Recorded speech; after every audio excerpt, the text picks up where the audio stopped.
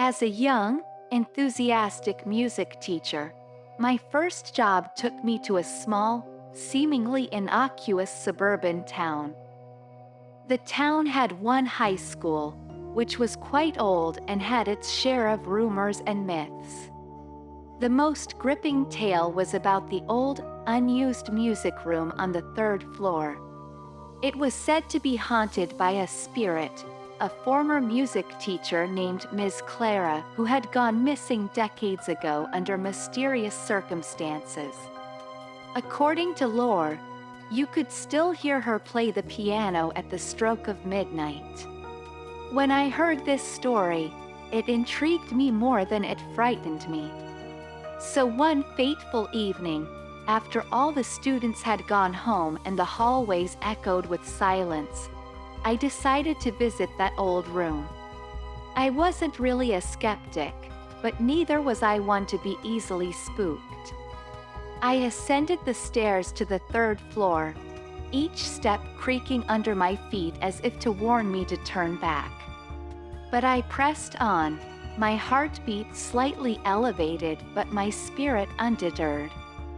Finally, I reached the room. The door was slightly ajar, as though inviting me in. The brass nameplate that should have said, "Music Room," had been scratched out long ago. I pushed the door open. The room looked like it had been frozen in time. A grand piano sat at the center, surrounded by empty chairs and music stands. Sheet music was strewn about, and the walls were lined with fading portraits of composers who seemed to watch me from their frames. Feeling an unexplainable mix of excitement and dread, I walked up to the piano. As my fingers touched the keys, I felt a sudden chill run down my spine. Shaking it off as a figment of my imagination, I started to play.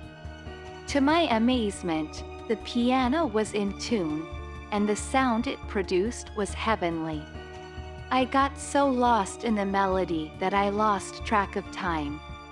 When I finally stopped playing, I heard it, a soft applause coming from behind me. I turned around abruptly, but there was no one there.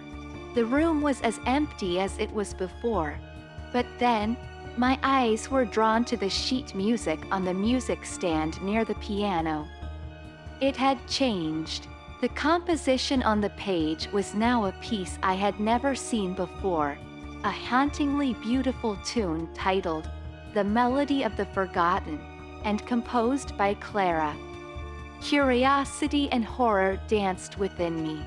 Against my better judgment, I placed the sheet music on the piano and started playing. The melody was unlike anything I'd ever heard. It was at once beautiful and chilling, filling the room with an otherworldly aura. As I played the final note, the room plunged into darkness.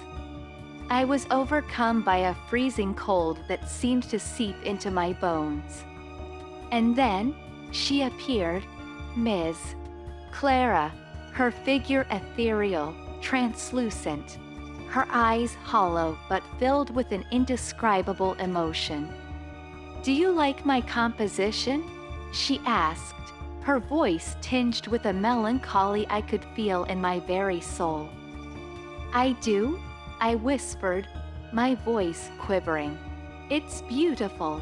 "Ah, but beauty often comes at a price," she said, drifting closer. Her eyes locked onto mine, and in that moment, I felt a sorrow and yearning so intense it was almost unbearable.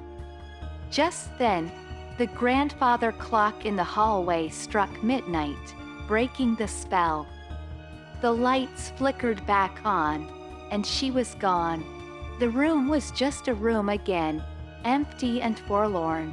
I left in a daze, unable to shake off the experience.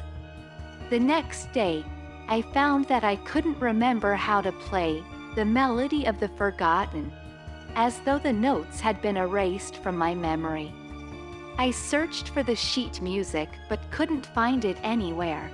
It was as if it had vanished into thin air. Years have passed, but the haunting melody and the vision of Ms. Clara stay with me. I often wonder what would have happened if the clock hadn't struck midnight. Would I have joined her in her eternal loneliness? I don't visit the third floor anymore. I can't, but sometimes, when the clock strikes midnight, I swear I can hear the distant notes of a hauntingly beautiful piano melody. And I wonder if it's Ms. Clara, playing her melody of the forgotten, forever trapped in a room that time forgot.